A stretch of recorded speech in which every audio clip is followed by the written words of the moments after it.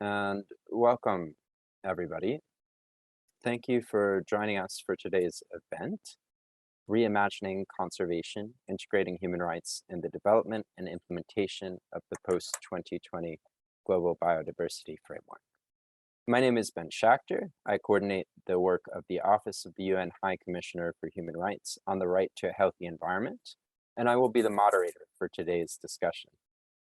Before we begin, I would like to take the opportunity to share a few logistical details with you. This webinar is being recorded and will be made available after the side event, along with a brief summary of the discussion that will be prepared by our volunteer rapporteurs, Daphne and Miriam. The webinar is also being interpreted.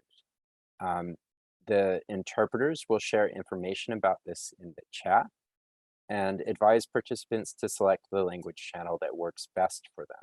The interpretation is English to Spanish and French, so the languages available, which you can select at the bottom of your screen, are English, Spanish, and French. Please feel free to select the option best for you.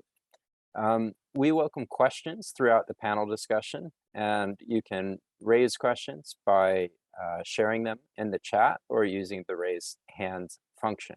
We will come to the question and answer after we hear from our panelists, but feel free to start sharing questions whenever you like and as they come to mind.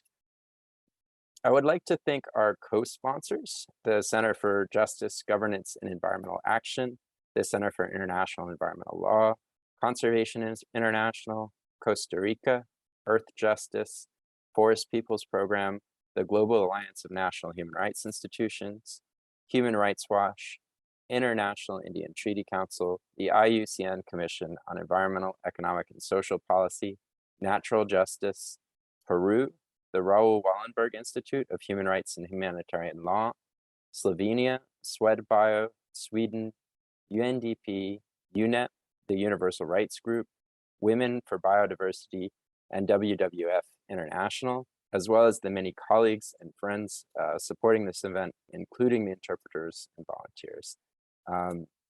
Today's discussion is intended to build momentum for integration of human rights, including the right to a healthy environment, and the development and implementation of the post-2020 Global Biodiversity Framework, to increase awareness of the linkages between human rights and biodiversity, and explore the implications of the recent recognition of the human right to a healthy environment by the Human Rights Council for Biodiversity and Conservation Action. It brings together speakers representing diverse worldviews and perspectives, including those of governments, human rights experts, environmental human rights defenders, women and girls, youth, and indigenous peoples, in support of a common objective: rights-based environmental action to protect people and planet. So now it's time that you hear from our panelists and you hear these perspectives. We'll begin today's event with video messages from the Special Rapporteur on the Rights of Indigenous Peoples, Francisco Khalid Sai, Indigenous Peoples representatives, and the Minister for Climate and Environment of Sweden, Annika Strandhäll. This will be followed by comments from our panelists, an interactive dialogue, and concluding remarks from the Vice President and Vice Minister of Environment of Peru, Mariano Castro, as well as a short video from the Special Rapporteur on Human Rights and the Environment, David Boyd. Thank you all for joining us, and we hope you enjoy the discussion. Our final panelist is Milka Chepkorir. She's the coordinator of Defending Territories of Life, the ICCA Consortium, and a member of the Sangwar Indigenous Peoples. Milka, we'd love to hear from you about how the process to develop the post-2020 Global Biodiversity Framework can better include Indigenous peoples and advance their rights, as well as your personal experiences as a rights advocate in this context. Over to you. Thank you very much, Ben, and thank you for having me. My name is Milka Chepkorir. I am a member of the Sangwar Indigenous community, as you've heard, but maybe I would just start from a very short reflection as well of my personal life as being an Indigenous young person and living in conservation protected areas here in Kenya, is for us, when we hear conservation and when we hear the Kenya Forest Service, which is mandated to conserve our area, the first thing we do is freak out. Why? Because conservation in this side of the world means us being out of our ancestral homes and lands for conservation to happen. And so there have been evictions, a lot of evictions happening in my territory, people being evicted to create room for conservation, forest conservation, that is. And that brings us to today on how would we ever change this narrative, this notion, this fear within Indigenous people when we hear about conservation.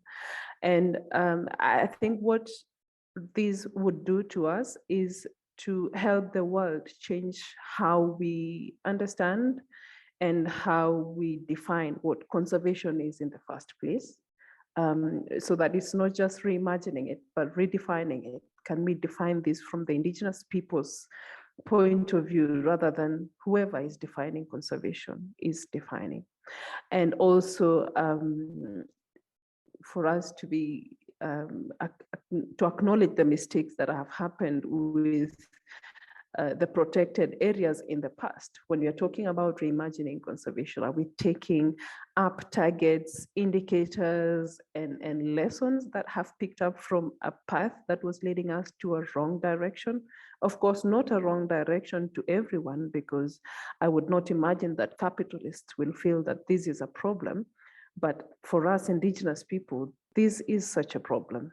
Us being evicted from our lands, for people to extract, or for governments to want to get targets to take to global platforms and say we are conserving this and this when our rights are being violated, wouldn't be the right thing to do. And so reimagining conservation then, to us at least, would mean knowing what conservation is, at least from our end. It doesn't need us going to school. It doesn't need anybody being a professor or whoever for you to know what conservation is, but it is what Indigenous people and local communities have been doing for ages, to conserve the environment. And so as we're going into the post-2020, it is our hope as Indigenous people that conservation can be defined in our own words and in our own way of life, and let the world learn from us rather than coming from a top-down approach. And it's no longer about language. It's no longer about how well we have captured it in this and this document, but it is about change of attitude and change of practice of what conservation is and how we want to achieve it. I think that's all that we want to say for now. And if there are questions, I'll be happy to answer. Thank you, Benjamin. Thank you. And really important and powerful remarks about what conservation means to different people, and how we really do need to follow through on this idea of reimagining the concept in a way that reflects the different perspectives and needs and rights of people involved in conservation and sustainable use of biodiversity. I'll move on to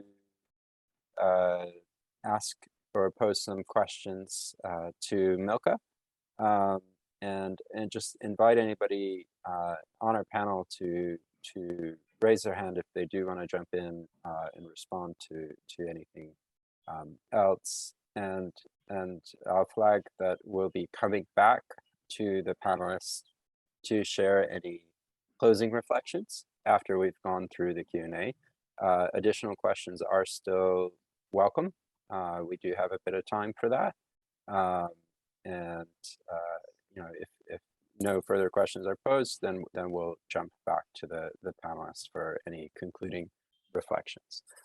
So Milka, there are a number of questions related to land use and the importance of securing the recognition of the rights to traditional lands, resources, and territories for Indigenous peoples and local communities.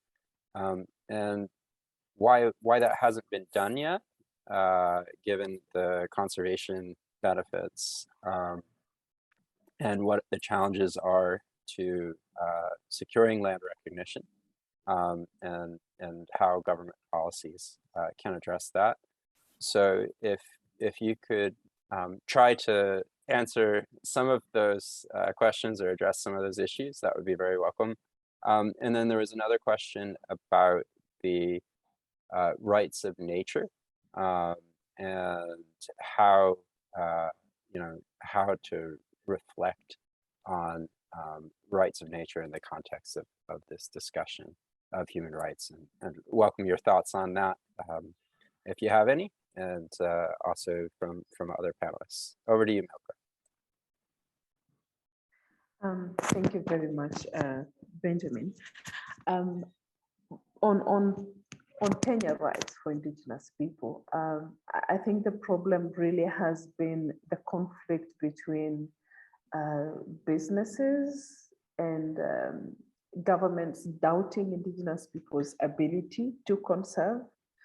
And this is mainly something that has been borrowed from the fortress conservation paradigm, which equates conservation to no human occupation. And you find this being a problem with most of the countries in the South, because our governments just adopted colonial regimes of what conservation is. And that takes us back to what I was saying previously on us, the need to redefine what conservation is in the first place. So you can imagine how much struggle governments get into to adopt to a different, which is more realistic paradigm of acknowledging that conservation and people are one, and that there's no division between what the rights of nature, we would say, and the rights of people. They are all intertwined, and people will exist for nature to exist, and we are nature anyway. And dividing that is what makes governments and many other people, of course, even those who are non-Indigenous, to struggle why Indigenous people would want to stay in their territories, why Indigenous people say that they can conserve when conservation has been equated to people being in uniforms and having guns and fencing conservation areas, you see. And this is what is leading to the delayed or even sometimes the denial of tenure rights to Indigenous people. And of course, how to address that would be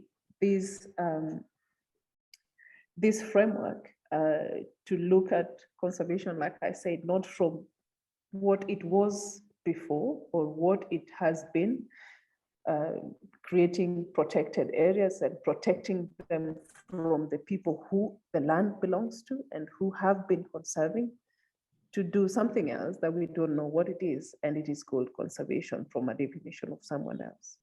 I think I have also said something about the rights of nature, but I would want to repeat again that I hope that someday human beings will not see themselves as more special than a tree, than fish, than any other thing in the world, because we are nature and nature is us. Without any of us, none of us exists. Actually, the world would exist better without us human beings.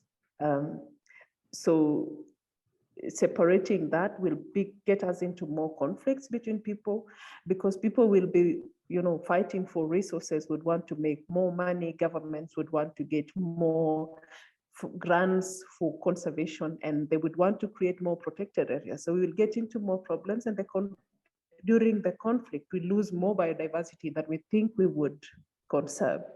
Yeah, I think those would be my remarks for now then.